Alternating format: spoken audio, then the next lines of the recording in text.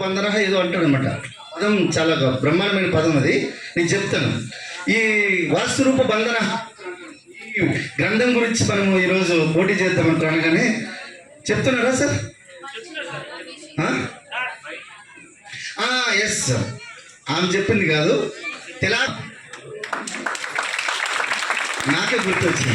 Okay, తిలాకాష్ట బంధన ఈ గ్రంథం గురించి మనం పోటీ చేసుకుందాం అనుకుని అనగానే ఇమీడియట్గా అందరూ ఏం చేస్తారు అనుకున్నారంటే, ఓరి ఎవడు నిన్ను ఆ పండితుడు కూడా ఆల్రెడీ సగం భయపడిపోయాడు, ఇంకా సగంలో ఏం చేస్తాడైనా, ఇది నేను ఇంతకుముందే మననం చేస్తాను రాజా, కానీ ఒక్కసారి రేపటి వరకు నాకు చేస్తే మళ్ళీ తిరిగి మననం చేసి మళ్ళీ వస్తాను నేను రేపు అనుకుని అంటాడు.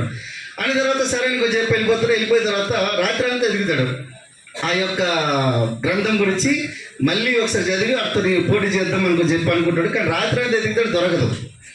శిష్యులు అడుగుతాడు, దొరకదు. చాలామంది అడుగుతాడు, దొరకదు. అయ్యో ఇదేందో కథ, నేను ఓడిపెట్టేటోడు అనుకో చెప్పి రాత్రి ఉడాయిస్తాడు. ఆ పండితుడు పారిపోయాడు. ఇదేంది కథ అనుకుని చెప్పి రాయల వారు అందరికి వచ్చేసరికల్లా అక్కడ ఏమనుకుని ఉంటాడంటే, ఏంది ఈ కథ రామలింగ, ఏం చేసినావు, ఏంది నీ గ్రంథం అనుకుని అంటే, ఆ గ్రంథాన్ని ఓపెన్ చేస్తే పట్టు వస్త్రం ఓపెన్ చేసిన తర్వాత అట్టమ్మకు ఓపెన్ చేసిన తర్వాత అందులో విప్ప చెట్టు అని ఉంటుంది. విప్ప చెట్టు యొక్క కర్ర ఉంటుంది. ఆ కర్రకు ఒక తాడు ఉంటుంది. అంటే ఈ తాడు ఏంటంటే బర్రెకి కడతారు.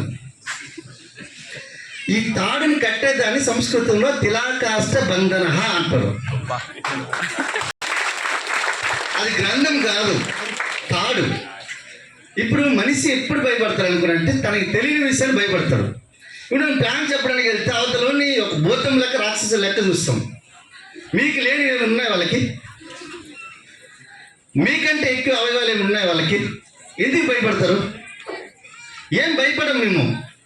మీకు ఒక్కటే భయం ఏది అనుకోనంటే ఎవడో ఎత్తుకుని వెళ్ళిపోతాడేమో, ఎవడైనా ఏమైనా అంటాడేమో. మీరందరూ కలిసి నన్ను నో అనండి ఒకసారి గట్టిగా. నా ఇదొక ఏది బటన్ కూడా కదలలేదు.